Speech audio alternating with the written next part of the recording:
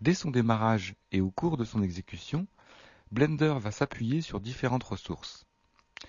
Il est important de les connaître et d'avoir conscience de leur utilité avant de vous plonger dans la découverte de l'interface. Si vous avez un système de type Windows, vous avez sans doute eu la surprise de voir apparaître une antique fenêtre MS-DOS. Elle est utilisée par Blender pour afficher différentes sortes de messages. Il peut s'agir de l'exécution d'un plugin ou, comme ici, d'informations concernant le déroulement du calcul d'une animation. Sous Linux ou sous Mac OS X, cette fenêtre est absente et on doit donc lancer Blender depuis un terminal pour profiter des informations qu'elle procure. Autre point important, Blender peut être étendu à l'aide de plugins, on parlera aussi de scripts, écrits en langage Python. Sur le disque, ces plugins sont situés dans le répertoire d'installation du logiciel, dans le sous-répertoire .blender/script. Blender est livré avec une centaine de scripts qui couvrent des domaines aussi variés que l'animation, la modélisation ou l'import-export de fichiers.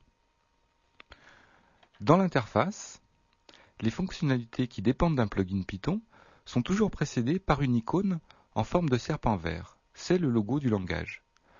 On va par exemple en trouver dans le menu d'aide, Help ici, ou bien dans le menu File, Import, import donc, et Export. Comme vous l'avez constaté, l'espace de travail n'est pas vide.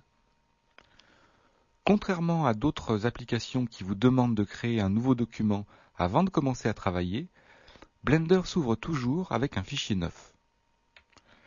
Ce fichier un peu particulier est situé dans le répertoire d'installation du logiciel, dans le sous-répertoire .blender et a pour nom .b.blend. Il fait également office de fichier de configuration. Plus tard, vous pourrez transformer n'importe quel projet réalisé avec Blender en fichier de démarrage. Pour ça, il vous suffira d'aller dans le menu File et de cliquer sur Save Default Setting et le fichier courant fera office de fichier de démarrage. Comme vous l'avez constaté, Blender est donc, dès son premier lancement, entièrement paramétré et prêt à accueillir vos créations.